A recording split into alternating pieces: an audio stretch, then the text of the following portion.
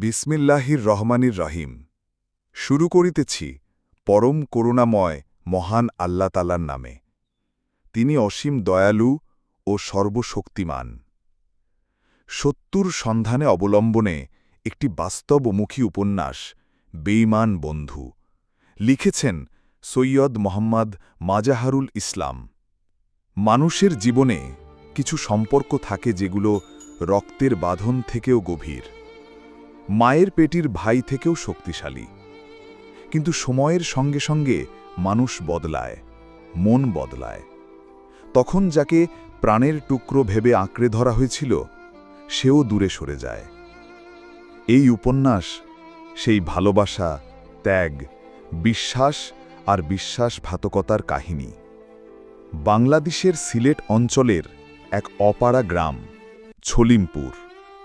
সবুজে মোড়া ক্ষেত, পাখির ডাক, মাটির ঘর, গরুর গাড়ি, সব মিলিয়ে একটা শান্ত পরিবেশ। এ গ্রামের এক সাধারণ কৃষক পরিবারে জন্ম নেয় শ্রাবণ। বাবা ছিলেন ক্ষেতমজুর। প্রতিদিন ভোর থেকে সন্ধে পর্যন্ত মাঠে গরু দিয়ে হাল দিতেন। মা ছিলেন গৃহিণী, সংসারের সব ঝক্কি সামলাতেন। শ্রাবণ ছিল পরিবারের ছোট ছেলে। শৈশব থেকেই শান্ত, সরল, মায়াবী স্বভাবের।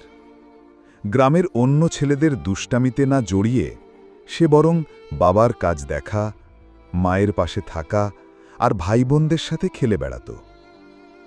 শ্রাবণের কাকা থাকতেন সিলেটে শহরে, চাকরি করতেন এক নামী কোম্পানিতে। ২০০৭ সালের এক দুপুর শ্রাবণের বাবা মাঠে হাল দিচ্ছিলেন। ঘামে ভিজে গেছে শরীর। ঠিক তখনই বাড়ির মোবাইল ফোনে কল এলো। মা ফোনটা হাতে নিয়ে শ্রাবণকে বললেন, বাবা, তোর কাকা ফোন দিচ্ছে, এই ফোনটা মাঠে বাবার কাছে দিয়ে আয় তো। দৌড়ে গেল শ্রাবণ। বাবা কানে ফোন ধরতেই কাকার কণ্ঠ ভেসে এলো, আমার ঘরে ছেলে হয়েছে, নাম রাখলাম সিফায়েত উল্লাহ। শ্রাবণের কচি চোখে আনন্দ ঝিলিক দিল। মনে হল এ তো তার নিজের প্রাণের ছোট ভাই জন্ম নিল।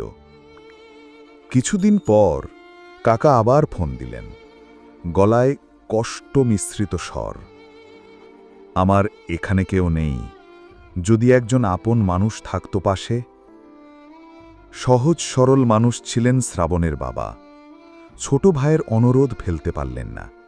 নিজের বড় মেয়েকে পাঠিয়ে দিলেন সিলেটে। গ্রামে শুরু হল কানাঘুষা। ছোট ভাইয়ের মন রাখতে নিজের মেয়ে কাজে পাঠাইল, এ কেমন বাবারে? কিন্তু শ্রাবণের বাবা এসব কথায় কর্ণপাত করলেন না। বললেন, আমার ভাই বিপদে আছে, আমি না গেলে কে যাবে? সিফায়েতের বয়স যখন 1 বছর, তখন শ্রাবণের বড় ভাই গেল সিলেটে, যেন শিশুটি খেলায় সঙ্গী পায়। কিছুদিন পর কাকা সপরিবারে গ্রামে এলেন।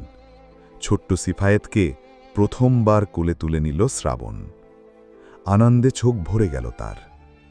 কচি শিশুর মায়াবী হাসি দেখে মনে হল এ শুধু চাচাতো ভাই নয়, এ তার প্রাণের টুকরো। সে মিষ্টি কিনে দিল, কোলে নিয়ে মাঠে ঘুরে বেড়াল। গ্রামের ছেলেরা বলল, দেখছিস, নিজের ভাইয়ের থেকেও বেশি যত্ন করছে। প্রতি বছর সিফায়েত গ্রামে বেড়াতে আসত। প্রতিবার আসলে শ্রাবণ তাকে নিয়ে ঘুরত, চকলেট কিনে দিত, আইসক্রিম খাওয়াত। মনে হতো যেন এরা ভাই নয়, বরং অবিচ্ছেদ্য বন্ধু। শ্রাবণ প্রায়ই বলতো, তুই শুধু আমার ছোট ভাই না, তুই আমার কলিজা। ২০১৭ সালে চাচার চাকরি শেষ হল। সপরিবারে তারা গ্রামে ফিরে এলো। এবার থেকে সিফায়েত আর শ্রাবণ একসাথে প্রতিদিন সময় কাটাতে লাগল। সকালে একসাথে স্কুলে যাওয়া, দুপুরে মাঠে ফুটবল খেলা, বিকেলে নদীর ধারে হাঁটা, রাতে গল্প করে ঘুমানো। সিফায়েত গেম খেলতে পারত, শ্রাবণ শিখত না, কিন্তু ভাই নিজ হাতে তাকে শিখিয়ে দিল ফ্রি ফায়ার।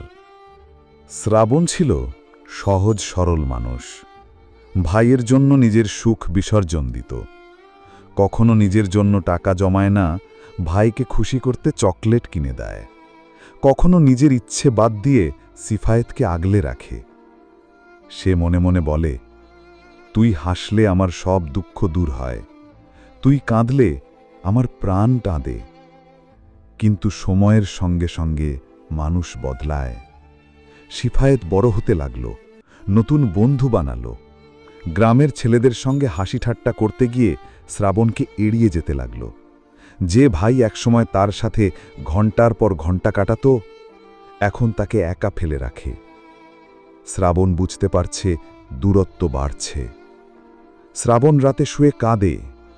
মনে পড়ে সেই দিনগুলো, মাঠে খেলা, নদীর ধারে হাঁটা, একসাথে গেম খেলা, হাসি মজা। কিন্তু এখন পাশে কেউ নেই। গ্রামের মানুষ প্রশ্ন করে, আগে তো দুজনে সব সময় একসাথে ছিলি, কি হয়েছে? শ্রাবণের কোনো উত্তর নেই, শুধু নিঃশব্দ কান্না।